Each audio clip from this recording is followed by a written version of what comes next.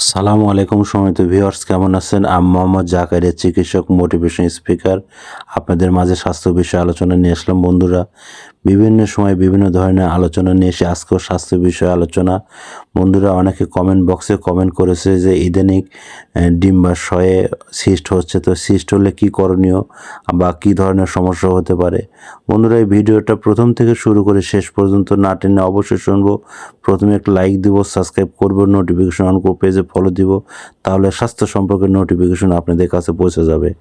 তাহলে বন্ধুরা মনোযোগ দিয়ে শুনুন। আমাদের সিস্ট হলে বা জ্বরে ফাংশন বা বিভিন্ন এই ধরনের সমস্যা হলে প্রথমত আমাদের যে করণীয় সেটা হচ্ছে যে প্রাথমিকভাবে আমাদের গাইনি ডাক্তার বা বিভিন্ন জায়গায় তাদের পরামর্শ নেওয়া, তাদের দেখা। এইভাবে কিন্তু রোগ পারলে কিন্তু বড় ধরনের ক্ষতি হবে, বড় ধরনের সমস্যা হবে, এক পর্যায়ে কিন্তু আপনারা ক্যান্সারে পরিণত হয়ে যাবে।